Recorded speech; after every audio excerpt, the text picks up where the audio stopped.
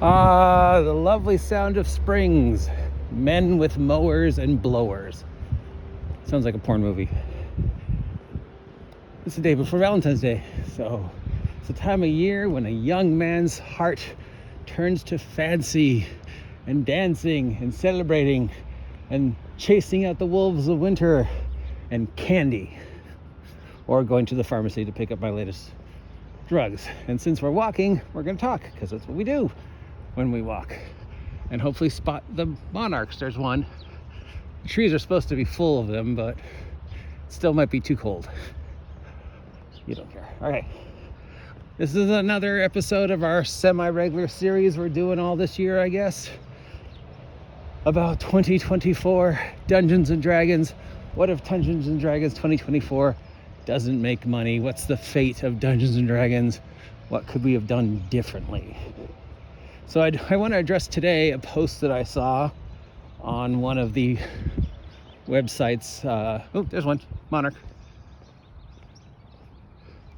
It's like 54 degrees, so it's still a little too cold for them, but maybe later today they'll come out.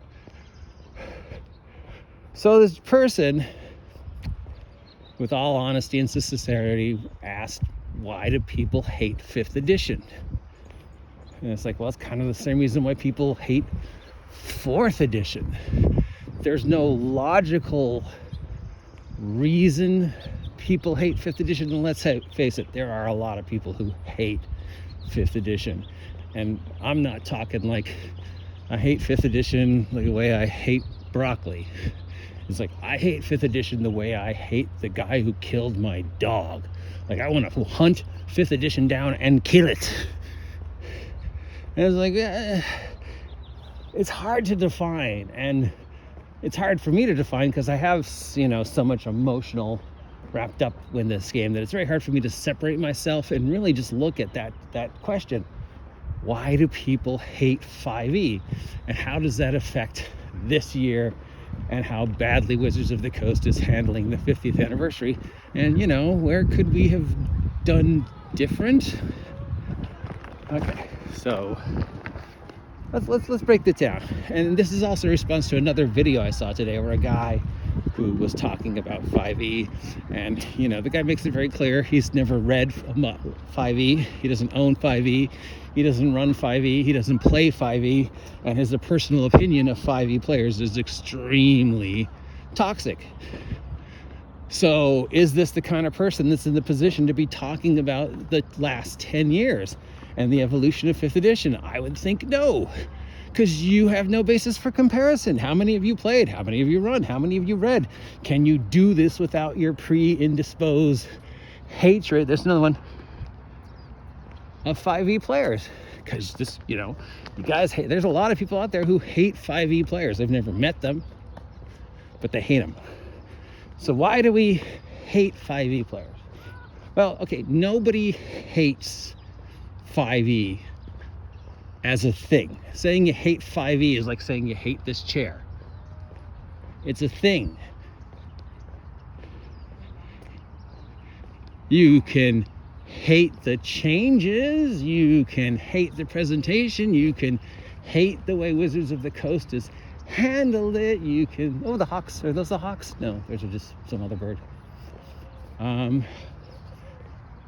Mourning doves. You can hate the politics that have been associated with, you can hate some of the things that people like Connie Chang and Mackenzie Dahms has said, but you can't hate 5e. 5e didn't do anything to you. It's just some rules in a book. So I don't think anybody hates 5e, just like I don't think anybody actually hates 4e. They hate aspects about it, and they hate what they've been told to hate. And they hate things that have come out of 5e over the past 10 years, and people and things that have been said. And this hate has been allowed to grow, and Wizards of the Coast has never backed away from the hate. They have supported it. They've supported the hate because it gives them heat. And they support the hate, and they support the bad press, and they support the toxicity because it incites the target audience that they think is playing 5e. And every time people like Connie Chang and Daniel Kwan and all these other people post about it, and post how much people like us suck, people like me suck, Wizards thinks, well, we're succeeding. Our target audience is investing in 5th edition. They don't realize that they don't play. So that's the next step. A lot of the people we're angry at in this I hate 5e thing have nothing to do with 5e. Connie Chang doesn't play 5e. Daniel Kwan doesn't play 5e. Mackenzie DeArms, despite the fact she's employed by Wizards of the Coast, has made it perfectly clear her connection with 5e, when she's only been doing it since 2018, is tenuous at best. She had very little knowledge about the game when Wizards hired her. They hired her because she was Asian and autistic. They didn't hire her because of her expertise. So these blue-haired sparkle trolls, as Nerd Cognito talks them, who perpetuate the mythology of the woke and the everything else. These aren't the people who are playing. Howdy. Howdy. Do you have a license to drive this car, sir? I didn't think so. So yeah, you hate them. You don't hate 5e players because you've never talked to 5e players. You don't hate 5e adventurers because you've never read them. You hate the Mackenzies, you hate the Daniel Kwans, you hate the Connie Changs. You hate what Wizards of the Coast is reinforcing instead of backing away from. And that's understandable. And then they say something bad about you, and then you say something bad about them, and then they say something bad about you. And that hate continues to flow. The hate, the toxicity is a resource that Wizards of the Coast is mining. They're not shying away from it. They're failing forward. They want these things to be, they want this fight to happen. They want this civil war to happen because it's heat and it gets them attention. And they think they are satisfying their target audience. So that's the second reason we hate 5e, is we hate the people who represent 5e, and we hate how Wizards of the Coast is failing forward by embracing these idiots. Wizards doesn't shy away from Mackenzie and Kyle Brink. They give them an open platform to make utter fools of themselves because it's still heat, it's still attention, we're still talking about it. And Wizards knows that, and they know that they don't have to succeed, they just have to fail gloriously enough that you will talk about it and you will say how much you hate them. And they feed off that hate, it's total dark side mentality. You're empowering them with your hate. The third reason we hate 5th edition is it's not my game anymore. It's not my D&D. Now, this is one I talk about a lot, and this is the one that gets me in the most trouble. A lot of people in the old school, a lot of the grognards, a lot of the OSR have built up this wall that the D&D they played in the 1980s was D&D, and anything that came after it wasn't their D&D, and therefore they're angry. Old man shakes fist at clouds. It's not my D&D. It's not D&D. It's not my D&D. The problem is that is absolutely true. That is 100% true. Because when you were 16, 17, 18, 19, 20, 21, 25, 30 in the 1980s, you were the target audience for Dungeons and Dragons. You got older. A new generation came in of 18 through 31-year-olds. They became the target audience for Dungeons and Dragons. They became the target audience of the 90s and the early aughts. And then they got older. And a new generation of players came in from the aughts up till today. And now we've got a whole new group of 16 to 30-year-olds who are playing D&D, who are buying D&D, who are spending time and energy on D&D. They're the target audience. You're not. That is 100% true. It is not your D&D anymore. I mean, it never was, but It's this generation's Dungeons and Dragons. Your generation's Dungeons and Dragons and my generation's Dungeons and Dragons still exists. You can still play it. It's difficult, but there's enough retro clones that you could continue to run 1980s D&D without any input from Wizards of the Coast.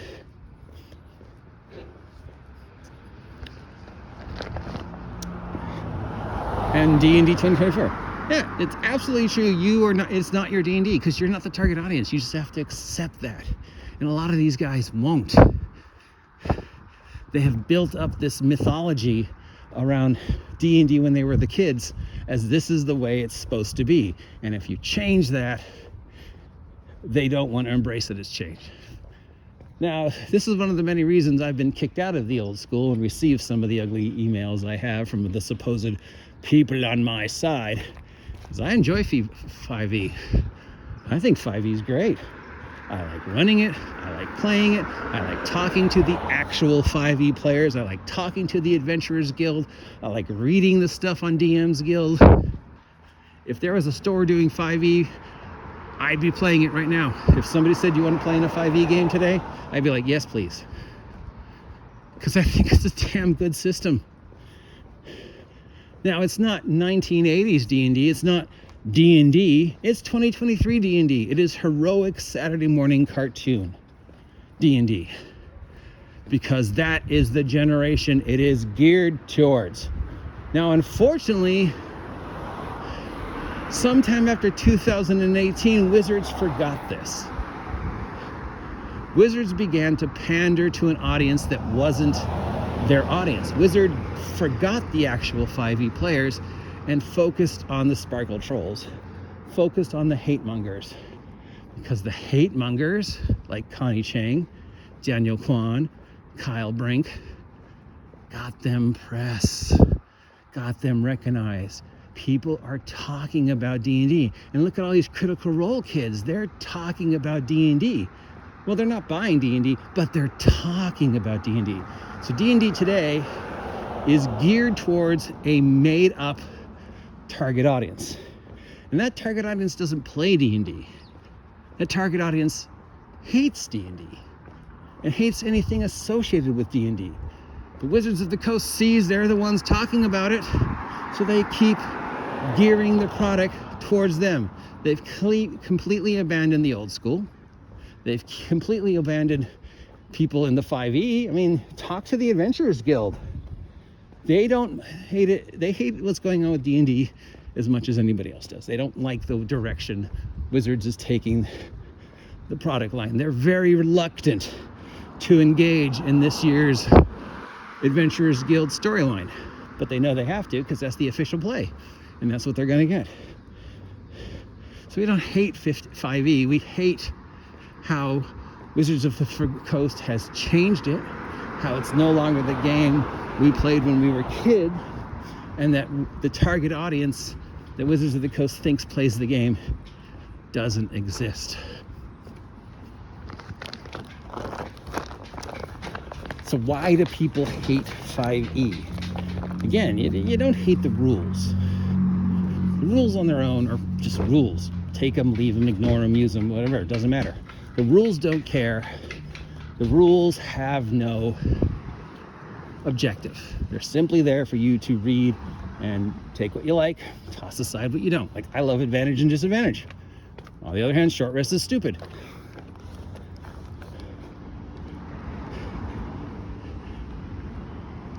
You hate, and you don't really hate the 5e players because you don't know the 5e players, and you don't hate the product because you openly admit repeatedly you don't read the product. How many times a day do I see, I don't run 5e, I don't play 5e, I don't own 5e, I won't buy 5e, I won't read 5e, but I'm going to make an hour-long video about 5e. You're in no position to talk about 5e without basis of comparison. I read 5e, I play 5e, I run 5e, I talk to 5e players all the time. That gives me the position, more so than anybody else that I'm aware of, other than other actual 5e podcasters, or certainly more than Scott Garrity, to praise or complain about Fivee because I've actually been there since day one. I play tested the fucking thing when it was called D&D Next. But if you don't play it, you don't run it, you don't buy it, you don't read it, and you hate it, and you hate anybody who plays it, you should not be making videos about it because you cannot present an unbiased thing. And you're threatening and talking shit about 5e players, and they're not the ones that are making this happen. It's, again, it's the Kyle Brinks, it's the Mackenzies, it's the Connies, it's the Garabys, it's the Jeannie D's. Those are the ones Wizard thinks are buying the game. Those are the ones that Wizards is pointing the game towards, not 5e. And the 5e of 2024 will not be for the Adventurers Guild, the actual 5e players. So you can hate Wizards of the Coast. You could hate the way 5e has been handled. You can hate Critical Role fans and Critical Role. You can hate Connie Chang, you can hate Kyle Brink, you can hate these other people. But don't hate the rules. It's not the rules' fault. And don't hate the actual 5e players. It's not their fault. And certainly, if you have told me repeatedly, I'm not going to buy it, I'm not going to read it, I don't own it, I'm never going to play it, well, then you shouldn't be making videos about it. Make videos about something you do know about. Make videos about a game you do play. Make videos about a target audience you actually communicate with. Don't just simply make videos because you saw a video Scott Garabay made and you're angry at him, or Shoner made, or somebody else, because that's just hate, feeding on hate, feeding on hate. Right? You want to complain about somebody's videos about 5e? Complain about mine, because I actually read the shit. And I need the algorithm, you know? I need the links, I need the hits. I need you to come over to my channel and talk shit about me. So in answer to the question, why do people hate 5e? People hate 5e for the same reason they hated 4e. It has nothing to do with the system. 5e, the system is fine. It's a damn good system. It's not perfect, but it's definitely really good.